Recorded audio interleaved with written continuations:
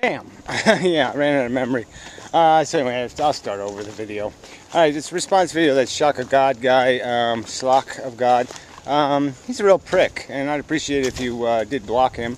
He really shouldn't have a right to comment because he's a cheater. I mean, he's doing this whole Photoshop bullshit.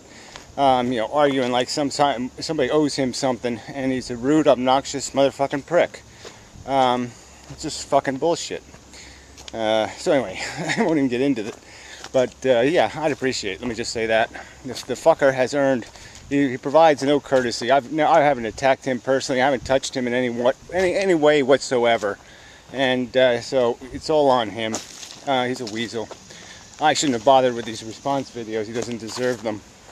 He just deserves to be ridiculed as a fucking dickless cheater. And that's all he is.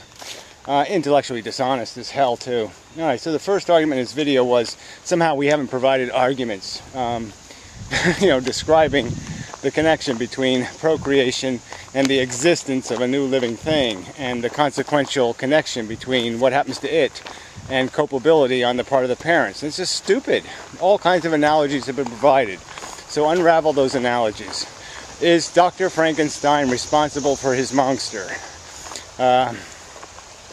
Would it be ethically appropriate to kill Mrs. Hitler while she was pregnant if you knew everything that was going to take place because of her procreation?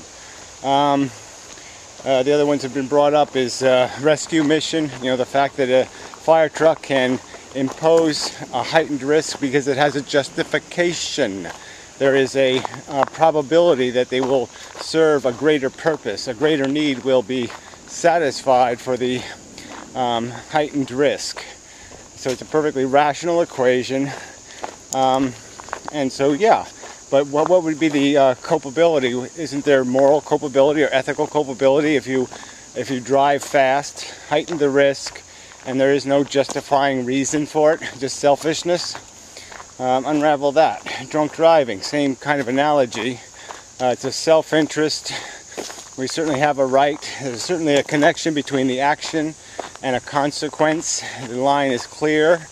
It's perfectly appropriate to have laws that prohibit people from imposing that heightened risk because there is no justifying rescue mission. There is no justifying reward. There's no justifying good served for the heightened risk imposed. So unravel those analogies. It's quite obvious. Let's say next he goes on about, he calls it gibberish, this idea that somebody should be accountable for their interactions with everything on this planet. And of course they're accountable. The game is knowledge. If you have knowledge of an impact, like I could stomp this butterfly or something, and if I knew it was a feeling organism and it would suffer, then it would be a willful act of harm. Certainly we can't be held legally liable for accidents or things we didn't know would happen. But when we have foreknowledge, when we have informed knowledge of a risk, and we assign that risk on somebody else, you have to be responsible for that. And you can be held responsible for that. The fact of the matter is, even if you don't hold somebody responsible, the end result is you can criticize their life and say it was an unproductive life. Maybe they had good intentions, but the fact is the practical effect of their influence was destructive. That's just a fact. It's not about assigning punishment. It's about just telling the truth. And the truth is you have an impact on the world around you. Would you call the theme of the movie It's a Wonderful Life gibberish?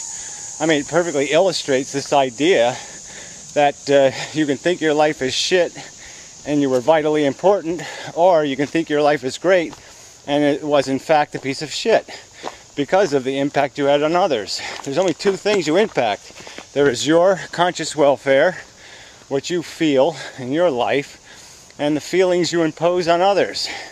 And that's what you measure the value of your life by. Did you create more suffering or eliminate more suffering? Not complicated.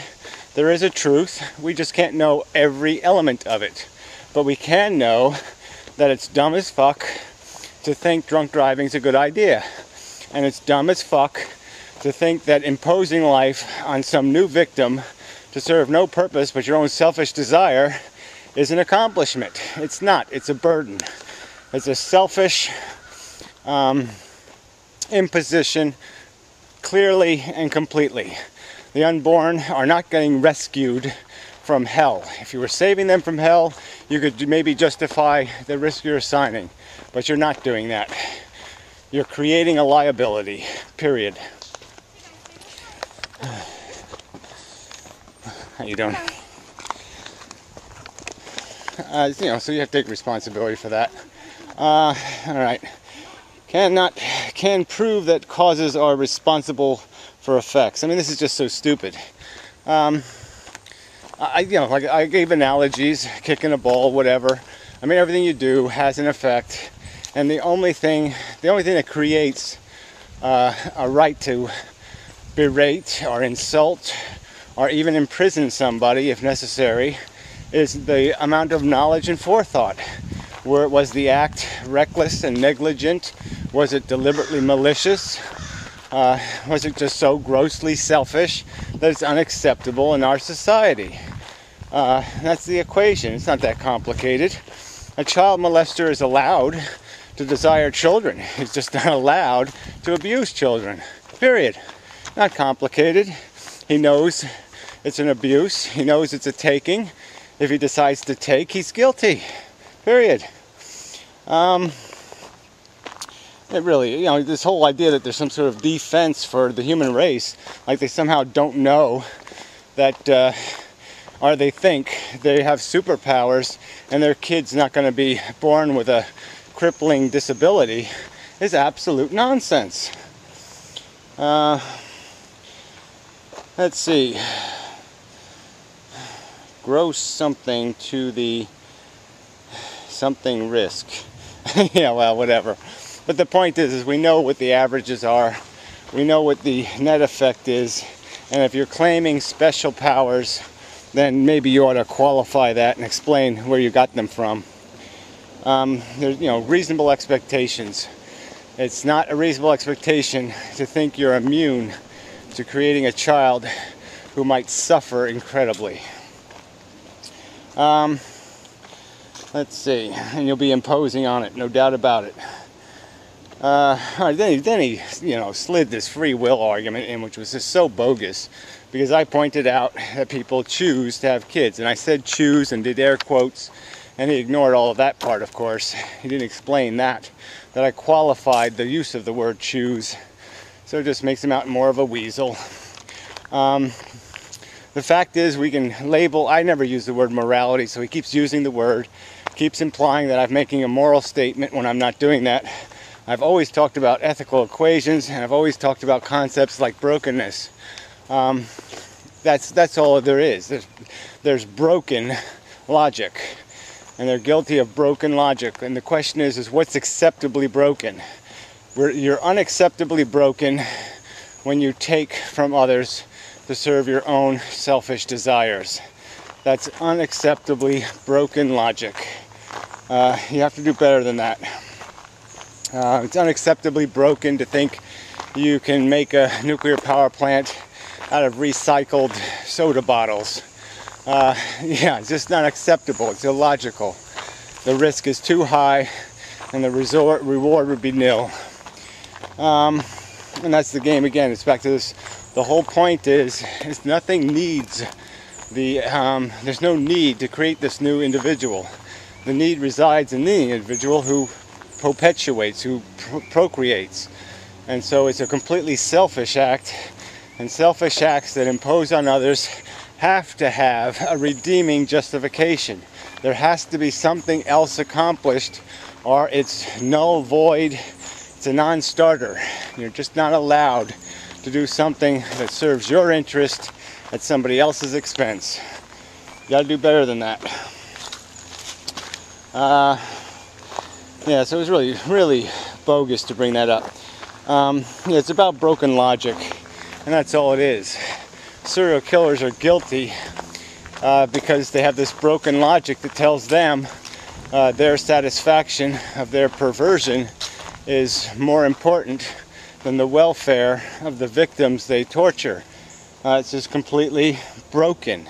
It's unacceptably broken. That's why we throw them in a cage. It's because it's unacceptably broken, and we won't, as a society, accept that brokenness. All right. Yeah, he just keeps arguing like somehow people don't choose to have kids. And the fact is a decision is made, whether you want to call it choice or not. I don't like the word choice myself, but brains make decisions. Ideas compete with each other, and usually the ideas in competition are selfish notions and true understanding of practical effects, and that's the competition. And we obligate each other to always have in mind social consequences, long-term effects, all of these more important constituencies. The needs of the many outweigh the needs of the one. These are concepts most people are familiar with, and apparently in Scotland there's too much lead in the ground for these fuckwits to get it. Alright, and then they brings up that somehow it's all risk that we're making taboo, which is just a straw man bullshit. It's a lie is what it is, because it's been qualified over and over and over. The only risk we're passing judgment on is risk imposed without permission, without consent, and risk that has no redeeming accomplishment beyond satisfying the self-interest of the individual imposing the risk. So that's the qualification. So you can't make this argument that, taken to its extreme, this philosophy means no risk would ever be taken.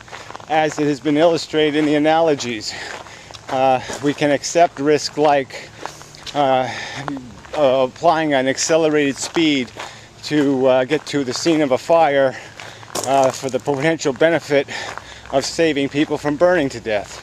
That the risk of the higher speed is justified by the rescue. You're just too stupid.